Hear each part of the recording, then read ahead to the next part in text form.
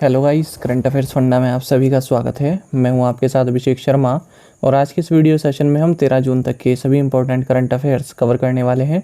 हमेशा की तरह आप इस वीडियो को अंत तक जरूर देखिएगा, आज भी आपको काफ़ी कुछ जानने के लिए मिलेगा।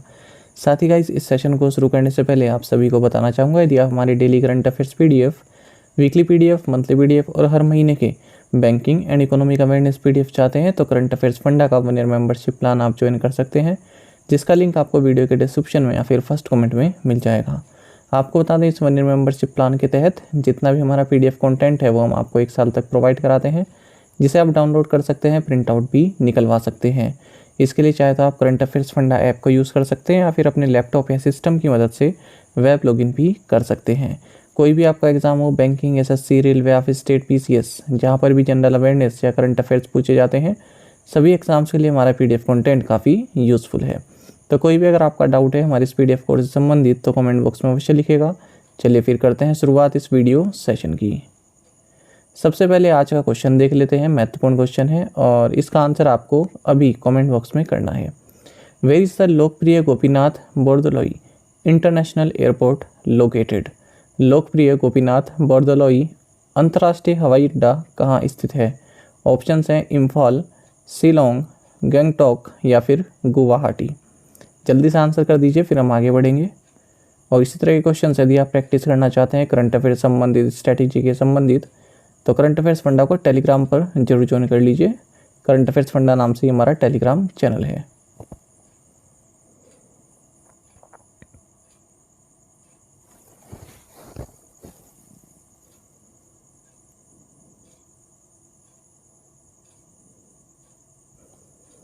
India defeated which country to win the 2023 women's hockey junior Asia cup?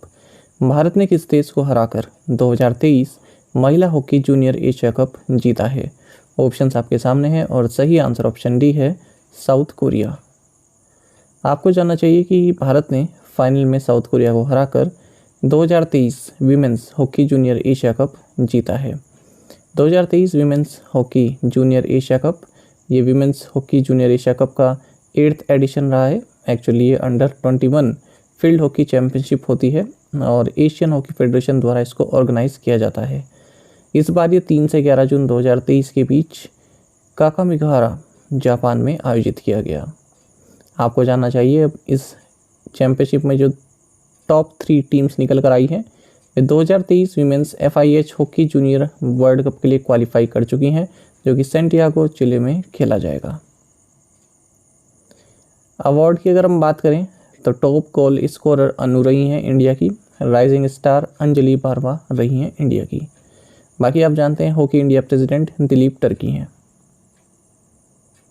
What is the theme for international albinism awareness day? 13 जून को मनाए जाने वाले अंतर्राष्ट्रीय रंगहीनता जागरूकता दिवस की थीम क्या है? ऑप्शंस आपके सामने हैं, सही आंसर ऑप्शन बी है, inclusion is strength. International albinism awareness day ये हर साल 13 जून को मनाया जाता है। एल्बिनिज्म के बारे में अगर हम बात करें, ये एक rare non contagious genetically inherited difference है जो कि बर्थ टाइम से ही प्रेजेंट होता है। इसमें क्या होता है, देखिए, जो हमारी बॉडी में मेलानिन नाम का एक पिगमेंट होता है, उसका प्रोडक्शन अच्छे से नहीं हो पाता है ना। और हेयर कलर, स्किन का कलर, आइज़ का कलर, इसके लिए काफ़ी महत्वपूर्ण होता है कि मेलानिन का जो प्रोडक्शन है वो सफिशिएंट हो। अब जिनमें ये मेलानिन का अभाव होता है तो वो सन की लाइट से उनको खतरा रहता है, वल्नरेबल होते हैं ब्राइट लाइट से, सनलाइट से, और स्किन कैंसर भी हो सकता है। साथ ही जो दृष्टि होती है ना, जो नज़र की दृष्टि होती है वो भी उनकी सही नहीं होती है, विजुअली इम्पेयर्ड होते हैं वो। और आपको बता दें, इसका कोई भी उपचार नहीं है यदि किसी में एल्बिनिज्म की कमी है। मान लीजिए यदि कि कोई एल्बिनिज्म से ग्रसित है, मेलानिन की कमी है, तो उसका कोई भी उपचार नहीं है। 2023 में इसका थीम है इंक्लूजन इज स्ट्रेंथ। नीचे आप देख सकते हैं जो बच्चे हैं ये एल्बिनिज्म इनको हुआ है ना, देखो आप वाइट देख रहे हैं ना, मेलानिन की कमी है। Who has been appointed as the CEO of Unique Identification Authority of India UIDAI? भारतीय विशिष्ट पहचान प्राधिकरण के CEO के रूप में किसे नियुक्त किया गया है? ऑप्शंस आपके सामने है और सही आंसर ऑप्शन ए है अमित अग्रवाल। आपको जानना चाहिए senior IAS officers Amit Agarwal और सुबोध कुमार सिंह, इन्हें नया अपॉइंटमेंट दिया गया है। अमित अग्रवाल तो unique identification authority of India के सीईओ बनाए गए हैं, जबकि सुबोध कुमार सिंह ये नेशनल टेस्टिंग एजेंसी के डायरेक्टर जनरल बनाए गए हैं। यूआईडीआई के बारे में आपको जानना चाहिए, unique identification authority of India, ये एक स्टैट्यूटरी अथॉरिटी है और 12 जुलाई 2016 को इसको इस्टेब्लिश किया गया था गवर्नमेंट ऑफ इंडिया द्वारा under the jurisdiction of ministry of electronics and information technology. तो आधार एक्ट 2016 पास किया गया था, उसके बाद इसकी स्थापना हुई। तो यूआईडीआई जो 12 डिजिट का यूनिक आइडेंटिफिकेशन नंबर है, जिसे हम आधार कहते हैं, वो भारत के सभी रेजिडेंट्स को प्रोवाइड कराता है। तो इसी की रिस्पॉन्सिबिलिटी हम सभी जानते हैं। एक्चुअली जो यूआईडीआई है, इसकी स्थापना गवर्नमेंट ऑफ इंडिया द्वारा साल 2009 में की गई थी, लेकिन तभी ये प्लानिंग कमीशन के तहत एक ऑफिस था, है ना। और उसके बाद जब ये आधार एक्ट 2016 में पास किया गया, उसके बाद ये एक लेजिस्लेटिव इसको बैकिंग मिली और ये स्टैट्यूटरी अथॉरिटी बना। इसलिए लिखा गया है ऊपर इस्टेब्लिश्ड ऑन 12 जुलाई 2016, है ना। हालांकि सेटअप ये 2009 में हुआ था, पर तब ये प्लानिंग कमीशन के तहत एक ऑफिस था।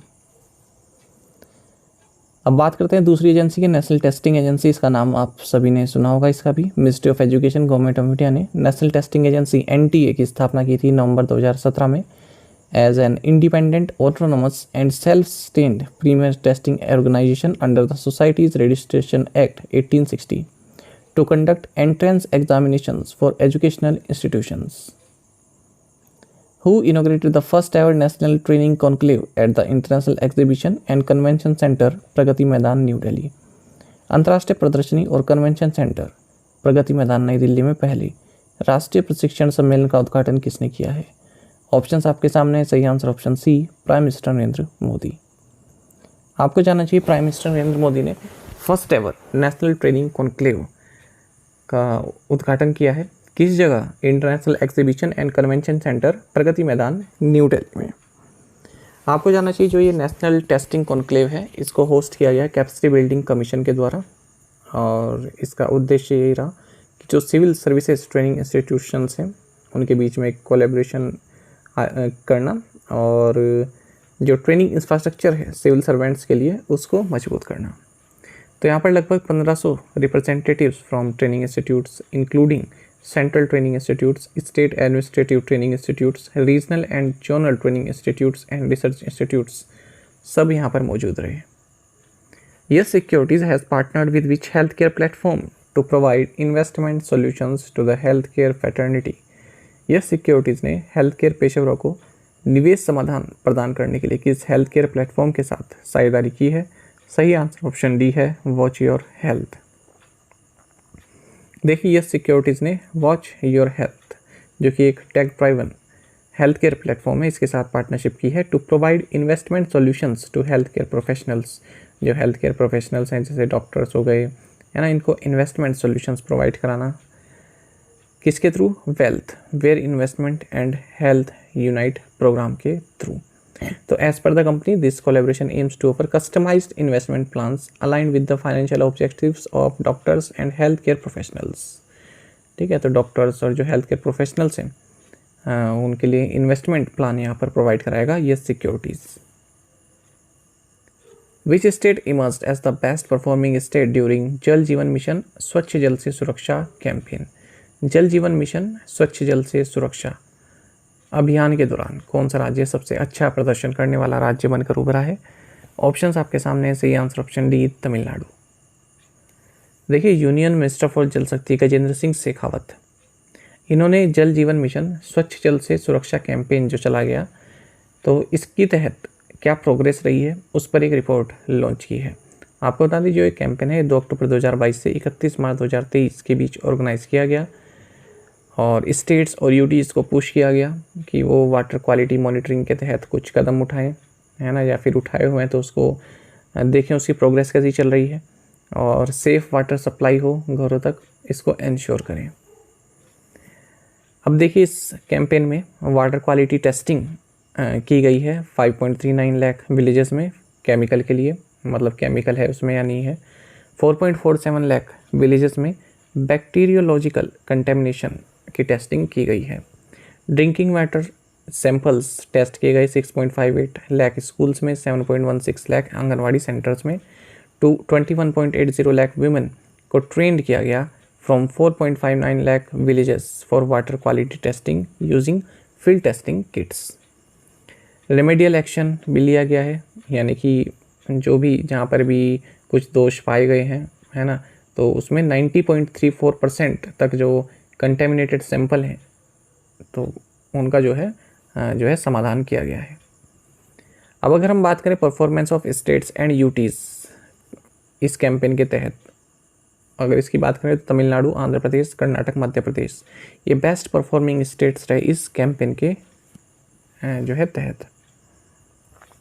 जल जीवन मिशन के बारे में आप जानते हैं कि 15 अगस्त 2019 को ये मिशन अनाउंस किया गया था to make provision of portable पीने योग्य tap water supply in adequate quantity of prescribed quality on regular and long term basis to every rural household. हर रूरल हाउस होल्ड को एडिक्वेट वाटर सप्लाई मिले, साफ मिले, ठीक है, ये इंश्योर करता है जल जीवन मिशन। ये सन याद रखिएगा डेट 15 अगस्त 2019। नेक्स्ट क्वेश्चन भी कुछ इसी से संबंधित है। Which type of diseases are highlighted in the WHO report as contributing significantly to the overall disease burden related to water sanitation and hygiene issues। विश्व स्वास्थ्य संगठन की रिपोर्ट में डायरियल डिजीजेस की बीमारियों को जल स्वच्छता और स्वच्छता वॉश मुद्दों से संबंधित समग्र रोग बोझ में महत्वपूर्ण योगदान के रूप में रेखांकित किया गया है। ठीक है, तो देखिए इस क्वेश्चन का मतलब समझेंगे। WHO ने एक रिपोर्ट जारी की है जिसमें कि हर घर जल प्रोग्राम जो है इसका क्या इम्पैक्ट रहा है पब्लिक हेल्थ पर और इकोनॉमिक सेविंग्स पर, इसके बारे में इस रिपोर्ट में बताया गया है। तो रिपोर्ट का नाम है हर घर जल रिपोर्ट। तो इसमें बताया गया है कि जो ओवरऑल डिजीज़ बर्डन है वाटर सैनिटेशन और हाइजीन जो इश्यूज़ हैं इनसे संबंधित जो ज़्यादातर डिजीज़ बर्डन है ये डायरियल डिजीज़ के कारण है, जो डायरिया वाले डिजीज़ होती हैं इनके कारण है। Currently over 12 crore rural house holds या फिर 62% हैव वाइप्ड वाटर कनेक्शंस। ठीक है, फ़िलहाल जो है 12 करोड़ रूरल हाउस होल्ड्स में जो वाटर सप्लाई है वो पाइप के थ्रू होता है, जबकि 2019 में जब ये स्कीम लॉन्च की गई थी तब केवल 16% ही ये आंकड़ा था। अब कितना है 62%, तो इम्प्रूव हुआ है। 5 स्टेट्स इंक्लूडिंग गुजरात, तेलंगाना, गोवा, हरियाणा, पंजाब और 3 union territories Andaman and Nicobar, Daman and Diu and Dadra and Nagar Haveli और पुडुचेरी, यहाँ पर 100% कवरेज है। वहीं जो हिमाचल प्रदेश है और बिहार है इन्होंने भी अच्छा प्रदर्शन किया है। इसमें बताया गया है कि यदि जो ड्रिंकिंग वाटर है वो यदि सेफली मैनेज किया जाए तो 40,000 माफ़ कीजिएगा 4 लाख डेथ्स जो होती है डायरियल डिजीज़ के कारण उनको प्रिवेंट किया जा सकता है। और इसके कारण जो 14 million disability adjusted life years हैं, ठीक है, उनको भी प्रिवेंट किया जा सकता है। अच्छा, क्या आपको पता है बुरहानपुर डिस्ट्रिक्ट मध्य प्रदेश ये फर्स्ट हर घर जल सर्टिफाइड डिस्ट्रिक्ट है हमारे देश में, और गोवा ये फर्स्ट स्टेट है जिसने 100% कवरेज जो है प्राप्त की है हर घर जल मिशन के तहत। Which company based in Bangalore has signed a contract with the Indian Army for the procurement of the tactical LAN radio? Bangalore स्थित किस कंपनी टैक्टिकल लैन रेडियो की खरीद के लिए भारतीय सेना के साथ एक अनुबंध पर हस्ताक्षर किए हैं? सही आंसर ऑप्शन ए है एस्ट्रोम टेक प्राइवेट लिमिटेड। देखिए, मेक इन इंडिया इनिशिएटिव के तहत इंडियन आर्मी ने एक कॉन्ट्रैक्ट साइन किया है innovations for defence excellence IDX के जो है तहत। तो ये कॉन्ट्रैक्ट साइन किया गया है बेंगलुरु स्थित एस्ट्रोम टेक प्राइवेट लिमिटेड के साथ, जिसके तहत इस कंपनी से इंडिजिनसली डेवलप्ड टैक्टिकल लैन रेडियो को प्रोक्योर किया जाएगा। और इस MOU के साइन होने के समय lieutenant general MV Suchindra Kumar जो कि vice chief of army staff है ये भी मौजूद रहे। Tactical LAN solution is being developed indigenously for creating secure tactical LAN in remote and difficult terrain. How much loan has been signed between Asian Development Bank and India to promote horticulture in Himachal Pradesh? Himachal Pradesh में बागवानी को बढ़ावा देने के लिए ADB और भारत के बीच कितने ऋण राशि पर हस्ताक्षर किए गए हैं? सही आंसर ऑप्शन ए है $130 मिलियन। आपको जानना चाहिए गवर्नमेंट ऑफ इंडिया ने एशियन डेवलपमेंट बैंक यानी कि एडीबी के साथ 130 मिलियन यूएस डॉलर का एक लोन एग्रीमेंट साइन किया है, जिसके तहत हिमाचल प्रदेश में जो एग्रीकल्चर प्रोडक्टिविटी है उसको इंक्रीज़ किया जाएगा और इरिगेशन की जो एक्सेस है उसको इम्प्रूव किया जाएगा और जो हॉर्टिकल्चर एग्री बिजनेस है उसको प्रमोट किया जाएगा ताकि फार्मर्स की जो इनकम है वो बढ़ सके। बाकी आपको जानना चाहिए जो कंट्री डायरेक्टर हैं एशियन डेवलपमेंट बैंक के इंडिया में, ये टेकियो कोनिशी हैं। The RBI has imposed a monetary penalty of what amount on Jovai Cooperative Urban Bank Limited Meghalaya for contravention of Know Your Customer Directions 2016। RBI ने अपने ग्राहक को जानिए दिशा निर्देश 2016 के उल्लंघन के लिए जोवाई सहकारी शहरी बैंक लिमिटेड मेघालय पर कितनी राशि का मौद्रिक जुर्माना लगा है? सही आंसर ऑप्शन डी है 6 लाख रुपीज़।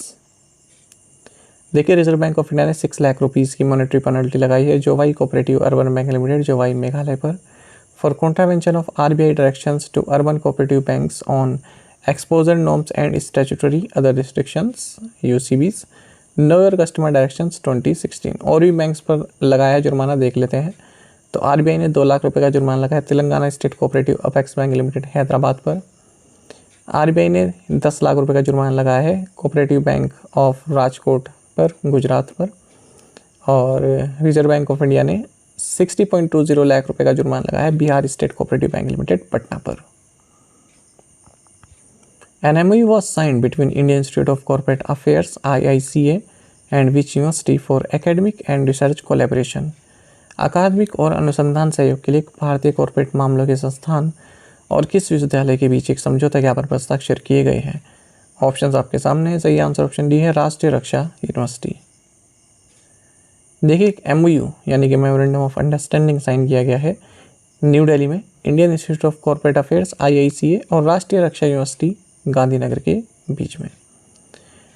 तो दोनों ही जो इंस्टीट्यूट्स हैं चाहे वो राष्ट्रीय रक्षा यूनिवर्सिटी और Indian institute of corporate affairs हो, तो इनके जो प्रोफेशनल्स हैं वो दोनों मिलकर कार्य करेंगे अलग अलग थीम्स पर, जैसे internal security, finance crimes, law enforcement, corporate funds है ना, इन सभी मैटर्स पर।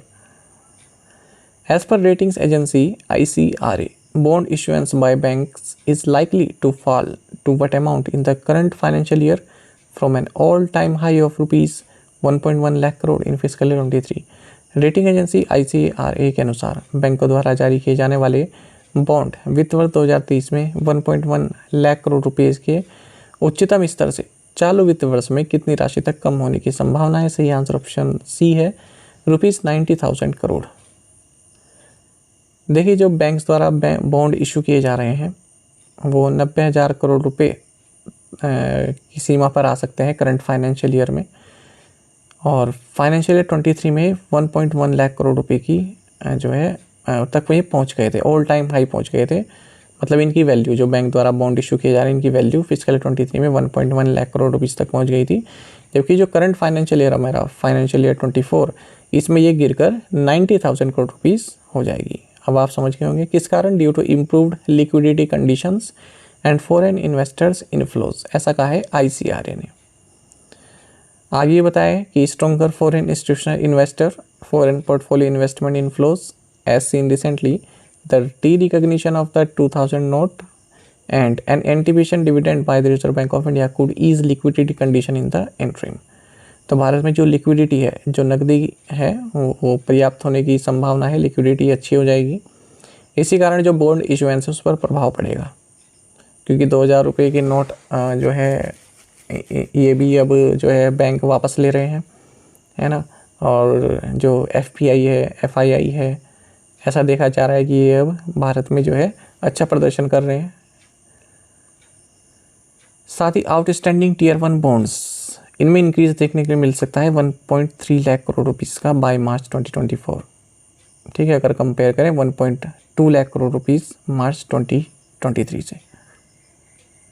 Which bank in partnership with NGO ध्रुवंश organized a lake cleaning drive cleanathon in Hyderabad. NGO Dhruvansh के साथ किस बैंक ने हैदराबाद में एक झील सफाई अभियान क्लीनाथॉन का आयोजन किया है?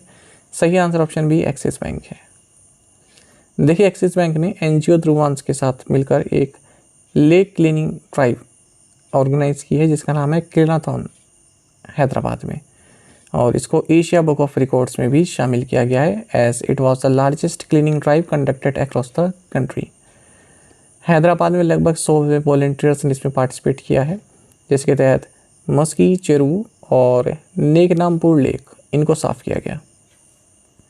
एक्सिस बैंक की बात करते हैं। DMCO अमिताभ चौधरी, हेडक्वार्टर्स मुंबई है, टैगलाइन है बढ़ती का नाम जिंदगी। Which bank has committed ₹1200 crore towards Tata memorial centre. किस बैंक ने टाटा मेमोरियल सेंटर के लिए 1200 करोड़ रुपए देने की घोषणा की है? सही answer option B ICICI bank है। देखिए, अपने CSR इनिशिएटिव के तहत ICICI बैंक ने 1200 करोड़ रुपए टाटा मेमोरियल सेंटर को देने की घोषणा की है। टाटा मेमोरियल सेंटर एक प्रीमियर इंस्टीट्यूशन है जो कि cancer treatment and research centre हमारे देश में चलाता है। तो ICICI बैंक ये मनी अपने CSR फंड से डोनेट करेगी टाटा मेमोरियल सेंटर को, ताकि 3 नई बिल्डिंग बन सके और उनमें state of the art machines लग सके। ये काम 2027 तक पूरा हो जाएगा। और ICICI foundation for inclusive growth, ठीक है, जो कि CSR आर्म में ICICI बैंक की, ये इस प्रोजेक्ट को देखेगी। ICICI बैंक की बात करें, MD and CO Sandeep Bakshi हैं, हेडक्वार्टर्स मुंबई में है, टैगलाइन है हमें ना ख्याल आपका। Researchers at which IIT have developed smart biodegradable microgels to make agriculture practices more sustainable. किस IIT के शोधकर्ताओं ने कृषि पद्धतियों को अधिक टिकाऊ बनाने के लिए स्मार्ट बायोडिग्रेडेबल माइक्रोजेल विकसित किए हैं? सही आंसर ऑप्शन बी है IIT मंडी। देखिए, इंडियन इंस्टीट्यूट ऑफ टेक्नोलॉजी मंडी के रिसर्चर्स ने स्मार्ट बायोडिग्रेडेबल माइक्रोजेल्स को डेवलप किया है to make agriculture practices more sustainable and minimize adverse impact caused by the use of insecticides and agrochemicals.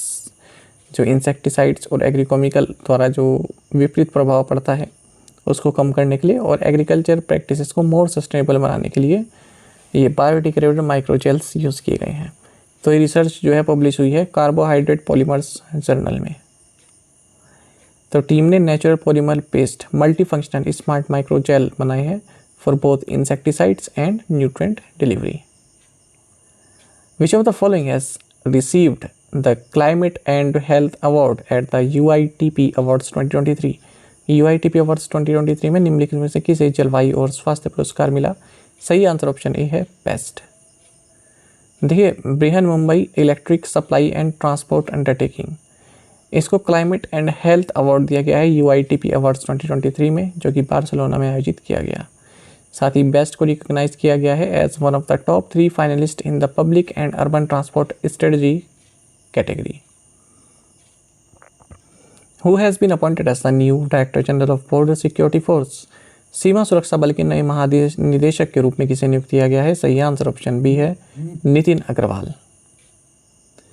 देखिए, नितिन अग्रवाल जो कि IPS ऑफिसर हैं 1989 केरल कैडर के, ये नए डायरेक्टर जनरल होंगे बॉर्डर सिक्योरिटी फोर्स यानी कि BSF के। आपको बता दें, दिसंबर 31, 2022 के बाद से ही जो BSF के डायरेक्टर जनरल की पोस्ट है ये वैकेंट है, क्योंकि पंकज कुमार सिंह रिटायर हो गए थे दिसंबर में। उसके बाद से कोई भी परमानेंट नियुक्ति नहीं हुई है। प्रेजेंटली जो नितिन अग्रवाल हैं ये additional DG of operations at the headquarters of central reserve police force Delhi में कार्यरत हैं और अब ये BSF को लीड करेंगे। BSF की बात करते हैं तो 1 दिसंबर 1965 में इसकी स्थापना हुई थी।